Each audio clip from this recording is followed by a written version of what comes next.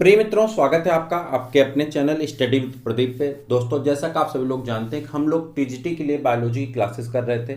TGT के लिए जितनी क्लासेस हो सकती थी हमने लगभग कर लिए हैं। डबल डोज की सीरीज आपकी आ रही है इंपॉर्टेंट क्वेश्चन की, और प्रैक्टिस पेपर जो आपके लिए चल रहा है वो ऑलरेडी चल रहा है। अब इंग्लिश मीडियम, हिंदी मीडियम में बहुत सारी क्लासेस हमने की, लगभग पूरा कोर्स कवर कर लिया। ठीक है, अब यहाँ पे बात करें पीजीटी की दृष्टि से और जीआईसी लेक्चरर की दृष्टि से। देखिए, पीजीटी और जीआईसी लेक्चरर में हर बार कुछ नए क्वेश्चन बनते हैं।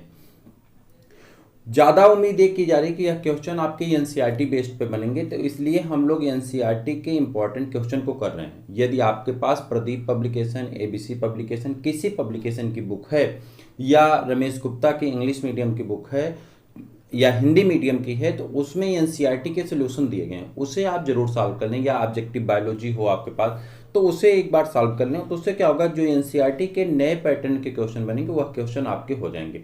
हम लोग प्रदीप पब्लिकेशन की बुक से सॉल्व कर रहे हैं। आज जो हमारा चैप्टर है anatomy of flowering plant, class 11th का चैप्टर है, और इसे हम लोग करने वाले हैं। ये सीरीज आपकी तेजी से आगे बढ़ेगी, और हमारा उद्देश्य था कि 15 अगस्त तक इसे पूरा कर देंगे, और पीएचडी का मॉडल पेपर जैसे आएगा उसका मॉडल पेपर भी आपको फ्री में दिया जाएगा। ठीक है, अब क्लास स्टार्ट करेंगे, बीच में बात नहीं करेंगे, तो ध्यान से देखिएगा और आप आंसर करने का प्रयास करिएगा कि कितने आपके आंसर एनसीईआरटी आप पढ़े हैं तो आपने कितना गेन किया।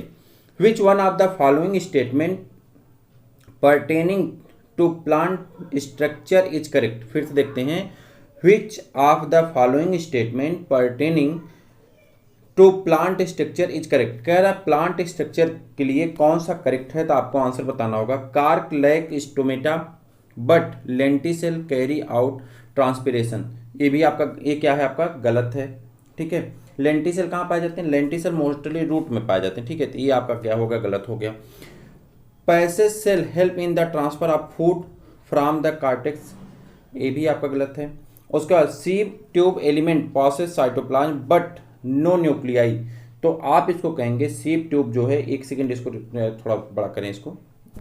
उसके बाद यहाँ देखिए, सीप ट्यूब एलिमेंट पॉसेस साइटोप्लाज्म सही है, बट नो न्यूक्लियाई, ये आपका सबसे सही आंसर है, और ये आपसे पूछा जा सकता है। इंपॉर्टेंट क्वेश्चन की श्रेणी में हम इसे रखते हैं। आप याद रखिएगा, सीप ट्यूब जो होते हैं, फ्लोएम सेल के जो सीप ट्यूब होते हैं, इनमें साइटोप्लाज्म तो पाया जाता है बट न्यूक्लियाई नहीं पाई जाती है, तो ये आपका इंपॉर्टेंट क्वेश्चन है। चलें आगे, इसका आंसर आपको प्रदीप पब्लिकेशन की बुक में मिल जाएगा। ठीक है, cork tissue arises from, cork tissue कहाँ से एराइज होते हैं, तो आपको बताने हैं एराइजेज फ्रॉम कहाँ से, तो आप बताएंगे पेरिडर्म से, फैलोजन से, फैलोडर्म से, या फेलम से, तो आप बताएंगे कहाँ से, तो आपका आंसर होगा फैलोजन से राइज होते हैं। कहाँ से राइज होते हैं, फैलोजन से राइज होते हैं। आपका आंसर कैसे होगा, बी ऑप्शन आपका करेक्ट है। ठीक है, कार्क टिश्यू कहाँ से राइज होते हैं, फैलोजन से राइज होते हैं। ये क्वेश्चन आपसे पूछा जा सकता है, याद रखिएगा।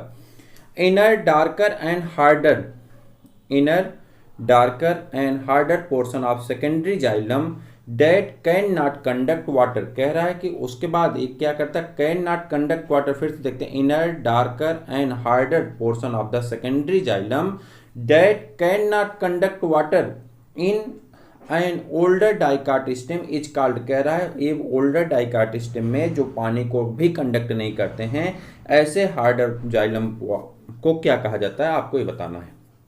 ठीक है, ऐसे हार्डर जाइलम को क्या कहेंगे आप, तो आप कहते हैं इसको क्या कहा जाता है, जल्दी बता दीजिए, इसको क्या कहते हैं, डूरामेन कहते हैं। क्या कहते हैं, डूरामेन कहते हैं। बैकग्राउंड में थोड़ी सी साउंड आ रही होगी, बगल में काम चल रहा है, काम नहीं चल रहा है, बस कुछ लोग होते हैं ना कि क्या कहते हैं आप, निगेटिव ठाट वाले, तो जब भी मैं वीडियो बनाना स्टार्ट करता हूँ ना, तो वो नहीं कुछ करना होता तो कील ही लगाना शुरू कर देते, खटर पटर मचा देते हैं। मतलब क्या कहा जा सकता है, ऐसे लोगों को हर जगह मिल जाते हैं। ऐसे इन्हें हम लोग क्या कह सकते हैं, टॉक्सिक एलिमेंट कह सकते हैं। तो जो टॉक्सिक पर्सन है ना, ये सब जगह मिल जाते हैं, तो थोड़ा सा आप उसको मेंटेन कर लीजिए। ठीक है, हमारी आवाज़ जा रही होगी आप तक, तो थोड़ा सा बैकग्राउंड की जो साउंड आ रही है उसे एडजस्ट करने का प्रयास करिए। ठीक है, चलिए आगे बढ़ जाते हैं। फैसिकुलर, ठीक है, fascicular, इंटरफैसिकुलर and extra stealer cambium together constitute. देखिए क्वेश्चन बहुत अच्छे अच्छे हैं। Fascicular, इंट्राफैसिकुलर and extra stealer cambium together constitute, कह रहा है ये सब मिल करके क्या बनाते हैं, तो आपको आंसर बताना होगा। फोर्थ का आंसर क्या होगा, प्राइमरी मेरिस्टेम बनाते हैं। क्या बनाते हैं, एक सेकेंड, क्या बनाएंगे, आपको बताना होगा तो बताएंगे लेटरल मेरिस्टम बनाते हैं। क्या बनाते हैं? लेटरल मेरिस्टम का फॉर्मेशन करते हैं। फिर से देखते हैं इसको, थोड़ा सा टाइम टेकन होगा लेकिन ध्यान से देख के चलिए। Fascicular, इंटरफैसिकुलर and extra stealer cambium together constitute, कह रहा सब आपस में मिल करके क्या बनाते हैं? लेटरल मेरिस्टम बनाते हैं। ठीक है। एक common structural feature of vessels element and सीप ट्यूब एलिमेंट इज, कह रहा है वेसल एलिमेंट का और सीप ट्यूब एलिमेंट का एक कॉमन स्ट्रक्चरल फीचर है, उसी को आपको बताना है। कॉमन स्ट्रक्चरल फीचर क्या होता है? तो आप कहेंगे इन न्यूक्लिएट कंडीशन। क्या होता है? इन न्यूक्लिएट कंडीशन। इन न्यूक्लिएट कंडीशन जो है एक कॉमन फीचर है। किसका किसका कॉमन फीचर है? तो आप कहेंगे वेसल एलिमेंट के और किसके? सीप ट्यूब के। ठीक है। इसका पीडीएफ, जो वीडियो आप पढ़ रहे हैं, इसका पीडीएफ आपको टेलीग्राम पे मिल जाएगा। टेलीग्राम पर आप डालिए स्टडी विथ प्रदीप, PARDEEP, तो मिल जाएगा। PRADIP डालेंगे तो आपको मिल जाएगा स्टडी विथ प्रदीप पे। लोगो यही यूट्यूब वाला ही लोगो लगा है, तो आप आसानी से पा जाएंगे। तो उसको आप सब्सक्राइब कर लीजिए वहाँ पे, तो ज्वाइन कर लीजिए, तो आपको मिल जाएगा सारा पीडीएफ वहाँ पे। ठीक है। ये पीडीएफ मिल जाएगा विथ इसका आंसर भी नीचे लगा हुआ है। मैं आपको दिखाऊँ तो इसका आंसर भी लगा हुआ, तो आप सॉल्व करते हुए इसका आंसर भी वहाँ पे कर सकते हैं। ठीक है। चलिए आगे बढ़ जाते हैं। 5 नंबर का क्वेश्चन है ना। हाँ, एक common structural feature of vessels, अच्छा ये तो हो गया ना, वेसल्स और सीप ट्यूब का, सीप एलिमेंट का क्या हो गया? इन न्यूक्लिएट कंडीशन। चलिए, बाइकोलेट्रल, बाइकोलेट्रल कंजॉइंट वैस्कुलर बंडल है। बाइकोलेट्रल कंजॉइंट वैस्कुलर बंडल है तो क्या होता है? तो आप बताएंगे, जल्दी से बता दीजिए। 4 ऑप्शन है आपके सामने, थोड़ा सा पढ़िए तब फिर आंसर बताइए। पहले में दिया गया xylem and phloem which are arranged in an alternate manner on different radii. Second पूछा गया है, आपको क्या बताना है? अच्छा, बंडल क्या पाया जाता है? क्या है? Bi collateral, collateral conjoint vascular bundle है, क्या पाया जाता है? अच्छा चलिए इसमें बताइए। Xylem and phloem which are situated at the same radii या same radius and it has 2 group of phloem along the 2 side of xylem inside and outside. Xylem and phloem in same radius but it has only 1 group of the phloem outside the xylem और phloem surrounded the xylem tissue। अब आपको बताना कि इसका answer क्या सही होगा, तो आप बताएंगे इसका आंसर क्या सही होता है, जल्दी बता दीजिए। तो आप कहेंगे इसका आंसर सही है आपका कौन सा? Xylem and phloem which are situated at the same radius and it has 2 group of the phloem along to 2 sides of the xylem inside and outside। ठीक है, तो ये आपका सही आंसर हो जाता है। ठीक है, आगे बढ़ जाते हैं।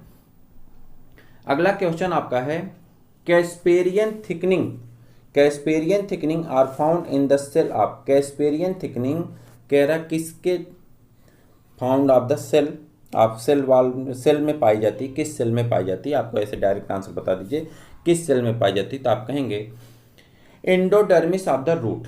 कहाँ पाई जाती है? Endodermis of the root. Casparian thickening are found in the cell of endodermis of the root. कहाँ पे? रूट के एंडोडर्मिस में पाई जाती है। देखिए टीजीटी वालों के लिए इतना कठिन पेपर नहीं आता, लेकिन पीजीटी में आपसे स्टैंडर्ड लेवल का क्वेश्चन पूछा जाता है। तो इस तरह के क्वेश्चन आपको पीजीटी में देखने को मिलेंगे। भले आपको लग रहा है कि यहाँ पे नीट का लिखा गया है, AIM एम्स का लिखा गया, लेकिन पीजीटी में भी इस तरह के क्वेश्चन देखने को मिलते हैं। और प्रैक्टिस पेपर में आप देख ही रहे होंगे, प्रैक्टिस पेपर की क्लास चल रही है, ये तो सुपर ऑब्जेक्टिव की क्लास है, तो आप देखते रहिए, अपने मित्रों को भी शेयर करते रहिए। ठीक है, चलिए। Grafting is successful in dicot but not in monocot because of dicot है। फिर से देखिए, कह रहा है कि ग्राफ्टिंग इज सक्सेसफुल। ग्राफ्टिंग करते ना, एक सियान होता है एक स्टॉक होता है। क्लास 12 में आपने पहले चैप्टर में पढ़ा होगा। तो सियान होता है, स्टॉक होता है आर्टिफिशियल वेजिटेटिव प्रोपेगेशन में। तो उसे क्या करते हैं, एक दूसरे के ऊपर काट करके बांध देते हैं। तो कह रहा है कि डाई काट जो प्लांट होते हैं उसमें तो सक्सेसफुल हो जाता है, लेकिन जो मोनोकाट प्लांट होते हैं उसमें सक्सेसफुल नहीं होता। ठीक है, तो आपको अब बताना है कि इसका आंसर क्या सही हो, क्यों सक्सेसफुल नहीं होता। तो आप कहेंगे यहाँ पे आंसर बता दीजिए। चारों ऑप्शन आप देख लिए होंगे। कैम्बियम फॉर सेकेंडरी ग्रोथ, जो ये होता है मोनोकाट प्लांट होता है, यहाँ पे कैम्बियम फॉर सेकेंडरी ग्रोथ के लिए नहीं पाया जाता है, इसी कारण यहाँ पे मोनोकाट में ये सक्सेसफुल नहीं होता है। ठीक। In the sieve element which one of the following is the most likely function of the P protein. फिर से देखते हैं, in the सीव element which one of the following is the most likely function of the P protein. आप बताइए इसका answer क्या होगा। तो इसका आंसर जो हो जाता है आपका वो क्या हो जाता है, सेलिंग मैकेनिज्म ऑन बाउंडिंग। क्या है, sealing mechanism of on bounding. ठीक है, चलिए। Passage cell are thin walled cell found in. Passage cell या passage cell are thin walled cell found in कहाँ पे पाई जाती है, ये बताना आपको। पैसेज सेल कहाँ पाई जाती हैं, इसका आंसर बताना है। पैसेज सेल का कहाँ पे पाई जाती हैं, जल्दी से बता दीजिए कहाँ पे पाई जाती हैं। तो आप कहेंगे endodermis of root facilitating rapid transport of water and cortex to pericycle. ठीक, चलो। For a critical study of secondary growth, for a critical study of secondary growth in plant which one of the following pairs is suitable. फिर से देखिए ध्यान से, for a critical study of secondary growth in plant which one of the following pair is suitable. कह रहा कौन ऐसा pair है जो सुटेबल है, तो आप इसका आंसर बता देंगे कौन सा पेयर है। तो आप कहेंगे टीक एंड पाइन। कौन है, टीक एंड पाइन। ठीक है, चलिए। देखिए इसमें किसी और सब में ज़्यादातर क्या दे दी गई है, मोनोकाट दे दी गए हैं, तो आपका आंसर यहाँ डाइकाट वाला ही सही हो जाएगा। Length of petiole increases due to division of. ध्यान से देखिएगा, लेंथ ऑफ, चारों ऑप्शन देखिए आप, length of petiole increases due to division of. Option पढ़ लीजिए, आंसर बताइए, फिर मैं आगे बढ़ रहा हूँ। Division of inter calorie meristem. आप जानते हैं मेरिस्टम कितने प्रकार के होते हैं, 3 प्रकार के, apical meristem, lateral meristem, inter calorie meristem, 3 प्रकार के मेरिस्टम होते हैं। तो उसमें से कह रहा है कि लेंथ ऑफ पेटियोल का जो लेंथ होता है वो बड़ा होता है किसके डिवीजन से, तो आप कहेंगे इंटर कैलरी मेरिस्टम के। किसके, इंटर कैलरी मेरिस्टम के। Periderm is produced from.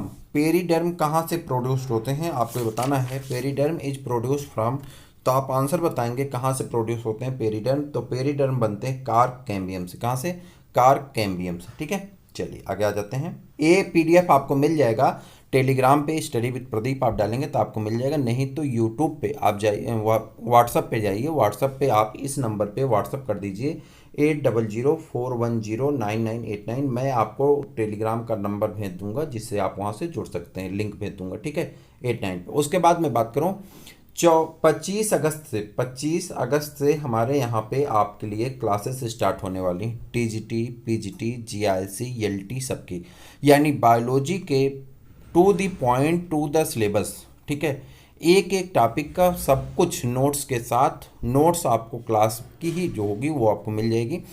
आपको सब कुछ प्रोवाइड कराया जाएगा। पैटर्न क्या होगा, मैं 1 सेकंड आपको बता दूं। मेरा पैटर्न ये है कि मैं पहले क्लास 11th और 12th की पूरी एनसीईआरटी को डिस्कस करने वाला हूं, to the point, to the topic. ठीक है, एक एक शब्द को पढ़ेंगे और उसकी मीनिंग को निकालेंगे और उसको समझेंगे, उसका एक नोट्स बनाएंगे। तो एक हमारे पास एनसीईआरटी का नोट्स हो जाएगा पूरा, जो रिवीजन नोट्स मान के आप चलेंगे। ठीक है, ये एनसीईआरटी का फिर से जो ये मैं अभी करवा रहा हूँ, इसी तरह के आपके क्वेश्चन और निकाले जाएंगे। वो क्वेश्चन आपको टाइप करा के पीडीएफ के रूप में दिया जाएगा।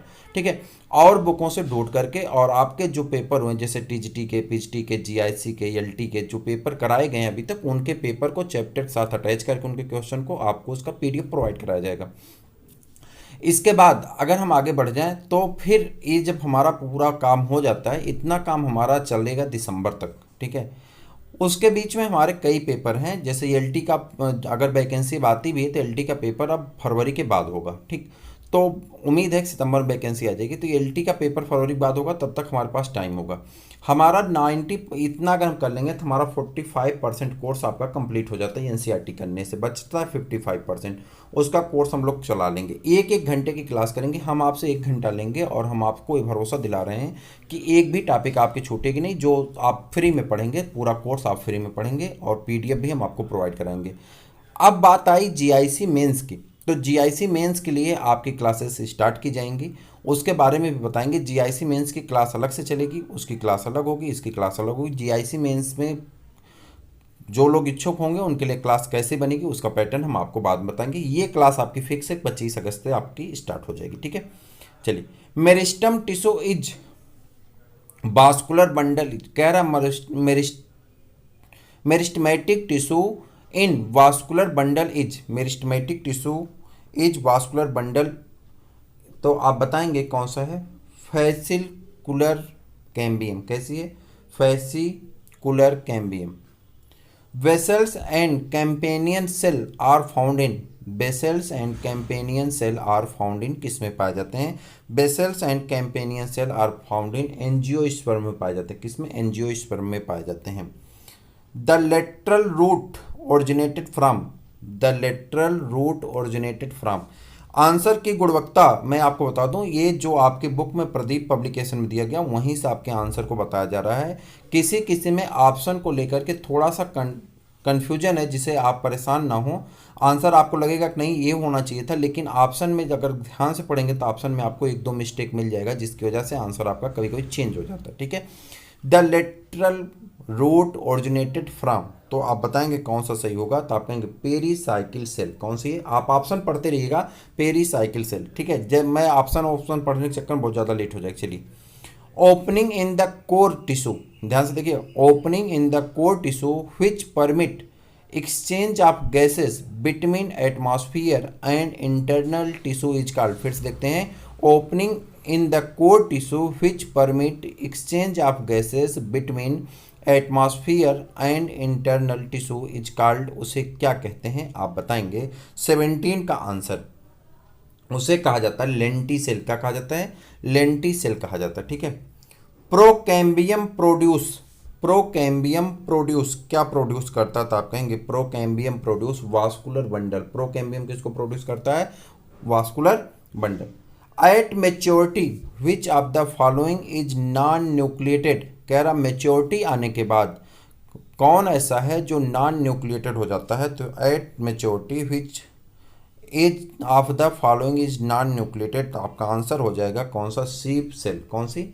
शीप सेल नॉन न्यूक्लिएटेड होती है। याद रखिएगा, क्वेश्चन आपसे पूछा जा सकता है। The histogen layer present at the apex of the root tip is called, the histogen layer present at the apex of root tip is called, उसे क्या कहते हैं? तो आपका आंसर सही हो जाएगा, उसे क्या कहते हैं? क्लेप्ट्रोजन कहते हैं। क्या कहते हैं? क्लेप्ट्रोजन कहते हैं, क्लेप्ट्रोजन कहते हैं। ठीक है।